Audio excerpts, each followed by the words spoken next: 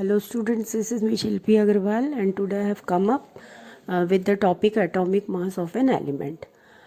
अब हम देखते हैं कि एक्चुअली में atomic mass of an element है क्या। तो पहले तो हम इसकी शॉर्ट फॉर्म है इसकी एमयू। अब इसको पहले एमयू लिखा जाता था और अब हम इसको यू से डिनोट करते हैं, जिसका मतलब होता है यूनिट। अब डेफिनेशन की बात करें अगर एटॉमिक मास यूनिट की, तो atomic mass unit is defined as exactly 1/12 mass of an atom of carbon 12। ठीक है, अब हम इसे डिटेल में अगर समझते हैं तो सबसे पहले हमें ये देखना है कि कार्बन 12 क्या है। एक्चुअली में कार्बन के दो आइसोटोप्स हैं, कार्बन 12 और कार्बन 14। कार्बन 12 वो है जिसमें कार्बन के एक एटम के न्यूक्लियस में जो नंबर ऑफ प्रोटॉन्स हैं वो भी 6 हैं और जो नंबर ऑफ न्यूट्रॉन्स हैं वो भी 6 हैं। और इसका एक दूसरा आइसोटोप है, वो है कार्बन 14। उसमें क्या है कि number of protons is 6 and number of neutrons is 8। तो इसके दो आइसोटोप्स हैं, लेकिन यहाँ हम जिसकी बात करते हैं वो है कार्बन 12।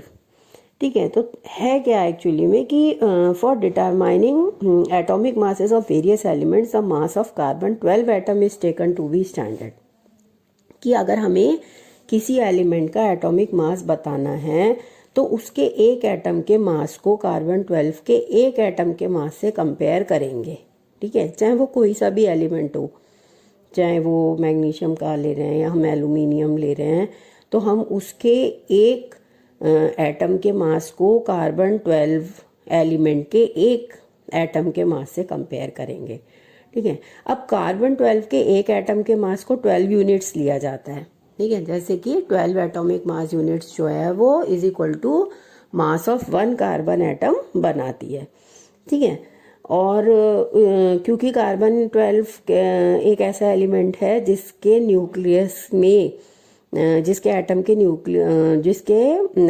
न्यूक्लियस में 6 प्रोटॉन्स और 6 न्यूट्रॉन्स होते हैं, इसीलिए उसका मास नंबर 12 है। अब ये करा क्यों गया था? कार्बन 12 के साथ हर एक एलिमेंट के एटम के मास को क्यों कंपेयर किया गया?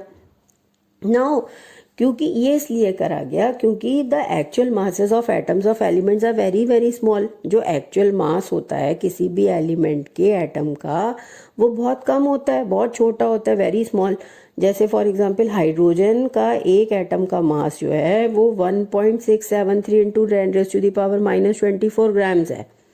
समझ रहे हैं? मतलब पॉइंट के बाद भी आपके 24 जीरोस लगेंगे, उसके बाद ये डिजिट आएंगी 1673। तो अब इतना ज़्यादा स्मॉल उसका मास है, इतना कम मास है और इतने कॉम्प्लिकेटेड फिगर से कैलकुलेशन करना भी बहुत मुश्किल है। तो उसे आसान करने के लिए कार्बन 12 यूनिट को चुना गया। ठीक है, तो जिस भी किसी एलिमेंट के एटम के मास को डिटरमाइन करने के लिए हमें ये क्वेश्चन है या हमें किसी भी एटम के मास को डिटरमाइन करना है तो उस एटम के मास को हम कंपेयर करेंगे कार्बन 12 के एटम के मास से। ठीक है, तो जैसे यहाँ पे आप देख सकते हैं बोर्ड पर कि 12 atomic mass unit is equal to mass of 1 carbon atom. तो एटॉमिक मास यूनिट क्या हो गई कि ये जो 12 है वो 1 के नीचे आ गया, तो 1/12 मास ऑफ कार्बन एटम। ठीक है, तो ये हो गया कि किसी भी एटॉमिक मास, जो एटॉमिक मास यूनिट होती है वो क्या हो गई, तो डेफिनेशन क्या बन गई कि atomic mass unit is exactly 1/12 of the mass of an atom of carbon 12। ठीक है, तो जैसे हम for example atomic mass of magnesium को देखें तो मैग्नीशियम इज 24 यूनिट्स। तो इसका क्या मतलब है? प्रैक्टिकली इसका ये मतलब होता है कि 1 एटम मैग्नीशियम का 24 टाइम्स भारी है 1/12 ऑफ अ कार्बन 12 एटम। ठीक है, कि अगर हम एक एटम मैग्नीशियम की बात करें तो वो 24 टाइम्स भारी है, मतलब 24 गुना भारी है 1/12 ऑफ अ कार्बन 12 एटम। और जैसे हम अगर दूसरा एग्जाम्पल लें, अगर हम एल्यूमिनियम का, तो हमें पता है एल्यूमिनियम का जो एटॉमिक मास यूनिट है वो 27 है। इसका मतलब क्या हुआ कि जो 1 एटम है एल्यूमिनियम का वो 27 टाइम्स हैवियर है किससे? 1/12 ऑफ अ कार्बन 12 एटम। ठीक है, और एक चीज और है इसमें कि जैसे मास जो है वो 1 कार्बन 12 एटम का जो मास होता है, मतलब एक एटम का जो मास है कार्बन 12 एलिमेंट का, वो है 1.9926 इंटू 10⁻⁻23 ग्राम्स। अब अगर हम इसका 1/12 निकालें तो हमारा आंसर आएगा 1.6605 इंटू 10⁻⁻24। तो जो 1 एटॉमिक मास यूनिट है उसको हम या तो 1/12 of the mass of carbon atom ले सकते हैं, या फिर हम उसको 1.6605 इंटू 10⁻⁻24 भी ले सकते हैं।